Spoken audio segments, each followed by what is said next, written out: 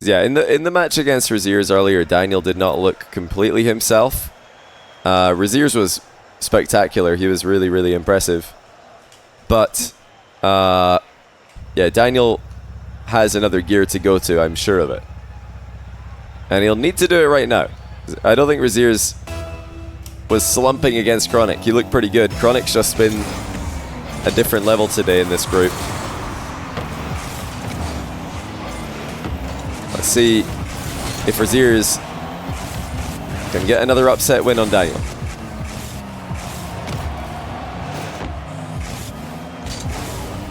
Bit too early there for the boost steal for Daniel. Just realized I've accidentally pressed H and the overlay is completely hidden. Wait, does that... No, that means that he wasn't too early for the boost steal. I was confused because I didn't see the 100 pop up in my peripheral vision, but it was because the the overlay was hidden, so he wasn't actually wrong with his timing. Anyway, Rezears survived the onslaught and successfully counter-attacked. Now Daniel's lost his car briefly there, but right back in control. That's not the shot that he was looking for. Trying to force Rezears into his own goal there. He did not manage to. Yeah, I can start a prediction for you guys. Looks like the mods might be snoozing. I'll start one for you guys here.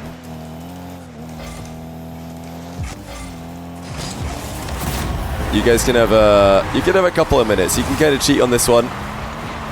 Who wins? I'll do a series prediction.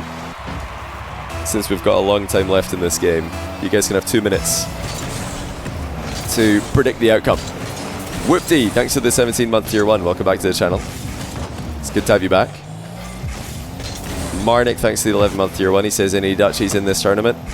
No Dutchies in this tournament, no. Yeah, the Dutch 1v1 scene pretty carried by Jorias recently, and he wasn't available for this tournament, so no top-tier Dutch players, unfortunately. The best Q898, thanks for the 5-month tier 1. He says, do you think Naupo's a good signing or bad for Falcons? Do you think Ocalid is better in threes? Well, it really just depends what kind of form Naupo's going to be in threes. I think it's probably a good signing because Middle East switching rosters, I think, will most likely help them overall, like Middle Eastern top teams. If you look at the... Oh, well, does that count as a pogo fake for Daniel? He gets a goal. Yeah, you look at the regions that have been successful over the past 2 seasons, and you look at the teams that have been successful. A lot of them have been teams who have changed their rosters. The only teams who have had extended success without making roster changes have been Falcons themselves, Team Liquid, and also to a lesser extent G2.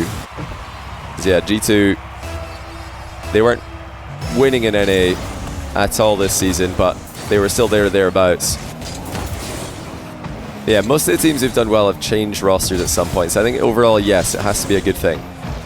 You know, KC, well, I mean, they started off this season with the same rosters they finished, but they all had different teams since last season, is what I mean. The only teams who played at 2 World Championships in a row with the same teams were Team Liquid, G2, and Falcons. Nice interception there by Rezears. Daniel accidentally centered it instead of taking it back into his half safely. Ah, well, yeah, Team Liquid wasn't at Worlds, but yeah, they played at the Spring Major last season and the World Championship this season over 1 year apart with the same team. But, yeah, speaking about Khaled versus Naupo in 3v3, that really just depends. Because right now, we've not seen Naupo play 3v3 for a long time, but when he did play 3v3 for Cola in the spring split of last season, he looked like the second best player in Middle East after TRK. He carried Cola to be #2 team in Middle East. So if he can just, you know, skyrocket back up to that kind of level and be a top 3 player in the region, then he'll probably be an upgrade on paper over Khaled, who's probably, I'd say, right now, it really depends. He's competing with Ahmad and probably Rawas for third best. Kaliers and TRK were kind of the best two players for the majority of the season in Middle East. And yeah, you had, I think Rawas was probably next. And then Khaled and Ahmad next after that. But yeah, if Naupo can just jump over all those guys and be a top 3 player, then yeah, he's an upgrade.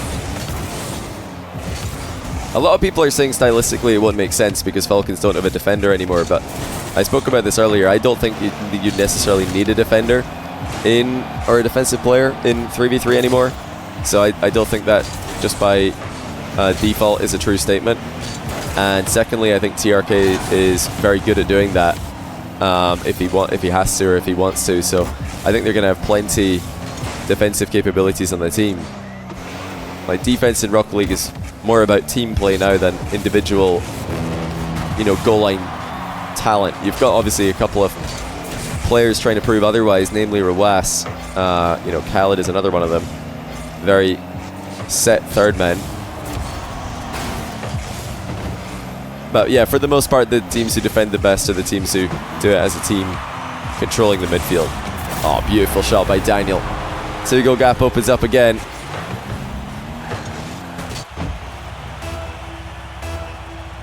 Yeah, to speak a little bit more as well about like the Daniel tweet that Vatira put out, as mentioned this in the previous Daniel match I casted today, that Vatira tweeted out that he just doesn't think Daniel's had the right team to be able to compete with Zen. And I think there's some truth to that. The angle that I do agree with that statement from is that every player needs to find the team that they gel with on and off the pitch. Every player needs to find the right combination of players, the right org. So from that perspective, he's right. Daniel hasn't had the right team. But if you compare the Vitality team results before Zen joined to the Space Station Gaming team results after Daniel left, they're pretty comparable. Space Station Gaming were the #1 seed in NA after Daniel left and was replaced by Hoxer, who, albeit he's a very good player, he wasn't a superstar in anyone's minds. Everybody thought SSG would just become a mid-table team when they replaced Daniel with Hoxer. Instead, they became #1 in NA online and probably #3 in NA on LAN, behind Genji and Complexity. So where were Vitality before Zen joined? They were #3 in EU, both online and in... actually, I think they were #4 online and #3 on LAN in Europe. So pretty similar. I think Vitality pre-Zen were around about the same as SSG post-Daniel. And the reason I think that's important to note is, you can't just say Daniel hasn't succeeded because he hasn't had the right team. That's it. He has to take personal responsibility for part of his shortcomings. And I think that it would be wrong, it would be yes-man-esque for Daniel fans, Daniel support staff, current teammates, his current org. Oh.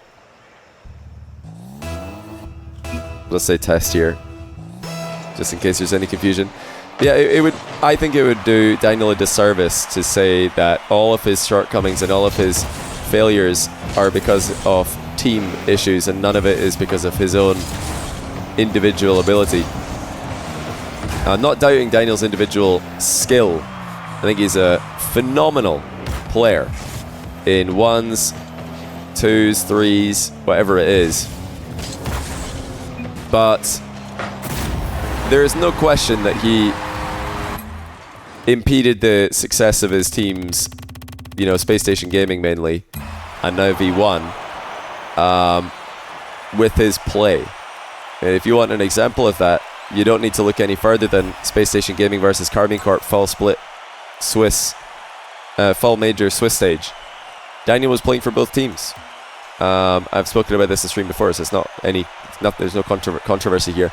He was playing for both teams. He was the best player on his team, but at the same time, he was also the worst player on his team because he was, making life difficult for Carmine Corp, but he was also making life very difficult for his teammates. And that's where I think Daniel has fallen far, far short of Zen. Is that Zen elevates his teammates. He makes life easy for his teammates while making life difficult for the opponents. Daniel, in his attempt to make life difficult for his opponents, has oftentimes made life just as hard, if not harder, for his teammates.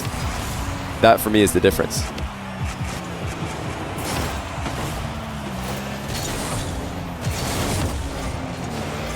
Yeah, like I said, I think that that's what Daniel needs to hear and what he needs to think. I'm a fan of Daniel as a player, and I'm a big fan of his play, and I want to see him succeed. He's really entertaining. He's a really nice guy, but he has to take responsibility for his shortcomings, or else he's not going to improve. He has to look at positions where he's messed up and made life hard on his teammates, when he's maybe taking a boost that a teammate wanted, when he's taking the ball when a teammate had it, when he's gone solo instead of passing. All these things are things he can improve on, and they're things that Zen has, I think, taken to the next level.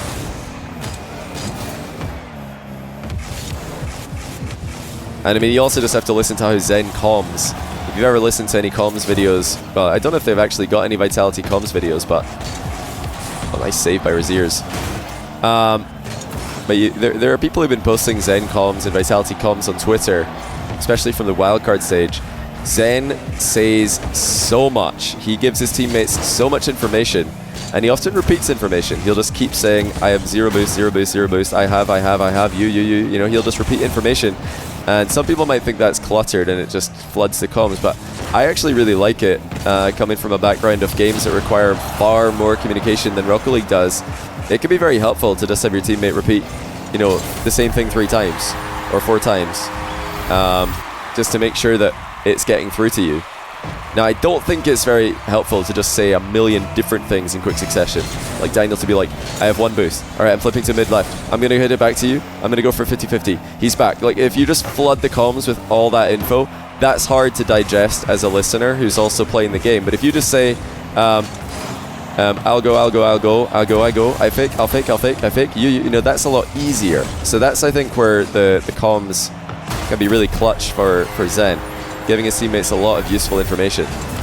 And, you know, I can't really certify this following statement I'm about to make, but I have heard from pretty reliable sources that, you know, Daniel on SSG would sometimes just go silent / very, very quiet in comms, and his teammates wouldn't really know what he's doing. Just another thing to work on, I think. Not just for Daniel, but for every player in the Rocket League scene. Comms are underrated. Oh, what a turn. Well played, Rezears. We're on EU server, by the way. We're on US for the first game. And now we're on EU for game 2. That's a nasty turnaround. DD Rot, thanks to the tier 1. Welcome to the channel. Yeah, I just wanted to speak at length to that topic because I was interested by the Vatira tweet, and I know it's a big talking point. I think there's some truth to it. In summary, the truths are that, yes, Daniel has yet to fully gel with the team that he's been on, and number 2, he has definitely got the individual skill to be on a, you know, world's contending team. But the part I don't fully agree with is I think that Daniel is, I do think he is part of the problem for SSG in the past and V1 now. I think it would be foolish of him to deny it. It would be foolish of his teammates, his org, his fans to deny it. You don't improve by ignoring your mistakes and ignoring your shortcomings. You improve by learning from them. Yeah, Daniel's obviously very good at improving. It's why he got as good as he is. If he can channel his ability to learn into the correct avenues, I have no doubt he will continue to improve and remain at the top for a long, long time. Oh, that was almost incredible by Daniel. I've never seen a goal like that before. Yeah, one final comment of this. Somebody saying that Daniel would succeed if he had Alpha on his team. He has Beast Mode on his team. Right now, Daniel literally has Beast Mode on his team. Now, if you ask anyone, you know, where would you rank Beast Mode versus Alpha in the past year for Rocket League, past 2 years? For most of the time, everyone would rank Beast Mode higher. Even the biggest Alpha 54 fans would still put Beast Mode above him, because Beast Mode was the best player in North America for large parts of last season, and top 2 alongside First Killer for the rest of it. He literally has Beast Mode on his team, so saying Daniel doesn't have Alpha, well, he does. He's got an NA version of Alpha. His name's Beast Mode. And before that, on Space Station, he had LJ on his team. And now that Daniel's left Space Station, LJ looks like he might be the best player in NA. So you can't just, say, oh, he doesn't have an Alpha. Because he does. He's got Alpha equivalents. And I think Alpha is, obviously improved a ton. And I think he functions to a much higher level in the current Vitality than Beast Mode does in V1 and LJ does in Space Station, especially the Daniel Space Station. But in terms of individual ability, they're not that different. I don't think that they're that far apart. LJ, Beast Mode, and Alpha are all exceptional players.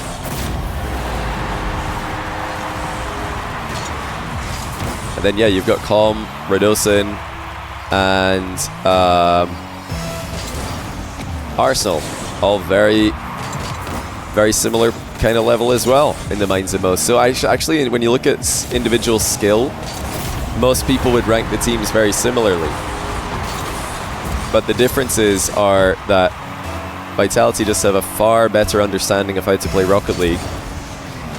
And they're just a better team than, Daniel V1 and Daniel SSG. Or even SSG without Daniel. Vitality clears by miles. They clear everybody. And part of that's individual skill, but part of it is team skill. The ability to make your team play better. It's been a great game for Daniel here. This is something he could not do earlier. He had 2 shots at taking down Rezears on EU servers and he lost both of them.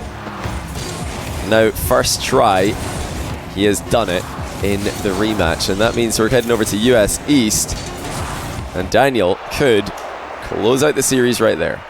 But yeah, for the record, since I'm saying that the players are comparable, I do definitely think that right now Alpha is better than LJ and better than Beast Mode. There's no question, because results do matter.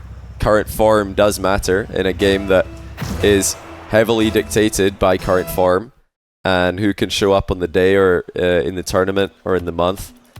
And I definitely do think Redosin is better than Com and Arsenal as well. I think that there's levels to this. I think Vitality just across the board are better. But individually, there's not a huge gulf of class between somebody like Alpha and LJ. They're similar. But I do think Alpha's better. When you combine Alpha being better than LJ and Redosin being better than Arsenal,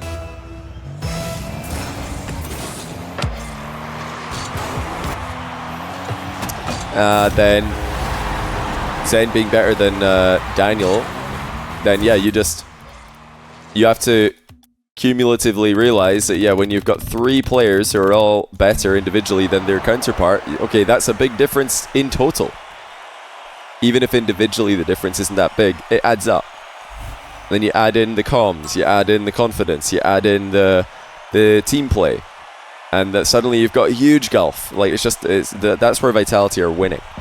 It's because they just across the board are better. Zen is the best player in the world. There's no denying it as well.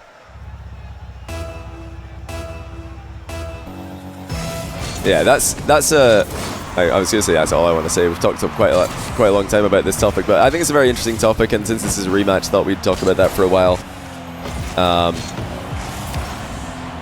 I feel like NA's got a lot of soul searching to do, and the rest of Europe, other than Vitality, have got a lot of soul searching to do as well.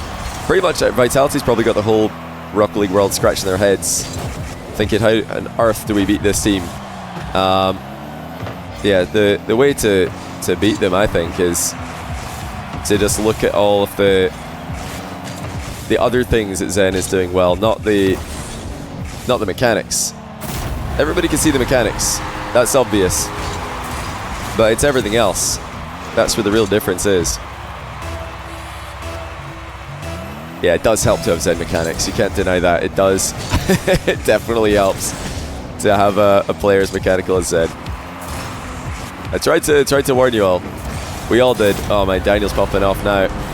We all tried to warn you, a year ago when T-Bits is saying LJ's better than Zen. I was like, oh, you don't want to be careful with that statement, bro. You want to be careful with that one. I think he might just be different. But it's really cool that a player can still come along in this day and age and be a level above. I think Zen is a level above. I think he's the best player. He's the truth. And yeah, hats off to him. Just congratulations once again. Truly insane. That's a nice little speedy play there by Rezears. Not done yet. If he can get this one-game win, then the next 2 games, the last 2 games of the series will be on EU servers. So this is how he needs to be thinking about this. Earlier on today, he beat Daniel twice on EU, once in US East. Now, he has to beat him once in US East, twice on EU. Problem is, Daniel looks to be fully online now. And if he can keep this up, it'll be Daniel versus Jack tomorrow in round 1 of the playoff lower bracket.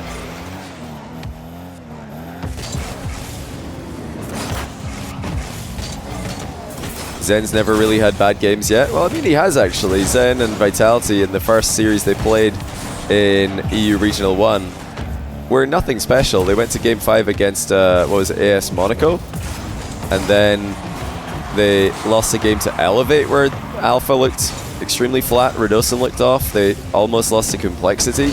They did lose to BDS. I mean, they've had road bumps. Oh, it was Quadrant actually, yeah. Game 5 to Quadrant. So yeah, they've had road bumps, but it's their ability to deal with things that have gone wrong, things that have gone against their favor. That's part of what's made them so successful.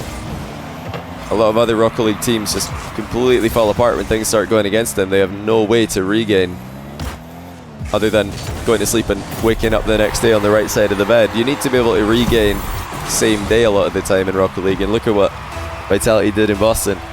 Lost 4-1 to BDS, came out later same day against Gen G, got booed, and then 4-0'd them.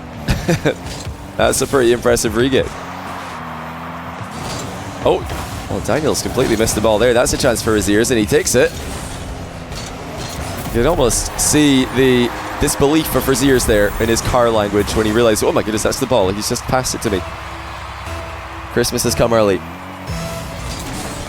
Do I think Farah makes a big difference? Well, that's the easiest yes of all time, but I feel like it's a pretty nothing statement to say that, hey, I think the coach of the team who just won everything is a good coach. Like, okay. Any other gems of wisdom to share with the rest of us? Like, that's, you know, kind of the analysis of every Rocket League coach that's ever existed, right? Team wins, coach equals good. Team loses, coach bad. At the end of the day, we don't really know what goes on behind the scenes, other than Farah scribbling on a whiteboard on camera every now and then. I can't speak much to his actual coaching, but what I can tell you is that whenever I interact with them in person at Boston and at Worlds, the team all seem to be super happy. Like in chill environments, in competitive environments, they all seem like they are a team in every sense of the word. So I can only assume that Farah is a very good coach because the team is super comfortable. But yeah, me, you know, me saying that is the easiest thing to say, isn't it? Wow, what a coach! The coach of the team who won everything is a good coach. Groundbreaking statement. Yeah, I'm a big fan of Farah. I've been a friend of Farah's for a long time. Used to love it when he got eliminated early from tournaments because then we could hang out with him. One of my favorite Rocket League former pros to hang out with. Oh, that's an interesting position. Rezears boxing Daniel off the play. Daniel's forgotten the ball. That's a chance for Rezears to make something happen. I think he does have a reset here. He did, and he's gone for the bump, but Daniel saves it. Key dodge from Daniel. It looked very close to landing, but he got away from it. And now here he comes the other way. His flip reset is stopped short as well, but the demo is not. And he's going to rebound the open net for good measure.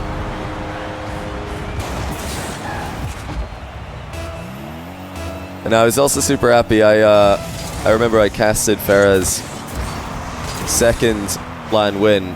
It was the grand final of DreamHack Valencia.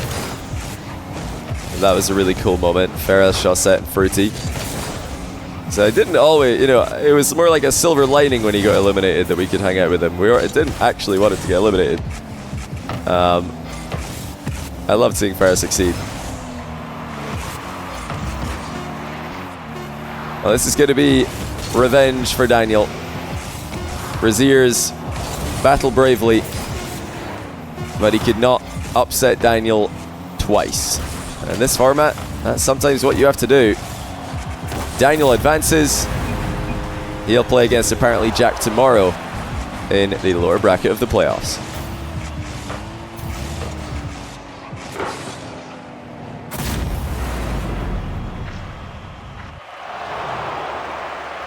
Yeah, here's one look at the playoff bracket momentarily. We've got 2 Englishmen, 2 Americans, a Spaniard, a Belgian, a Frenchman, and a Saudi Arabian in the playoff bracket. Moxie, Chronic, Ruas, CRR still have 2 lives intact as the undefeated advancing players. Toxic, Atto, apparently Jack and Daniel are down to their last life in the lower bracket quarterfinals.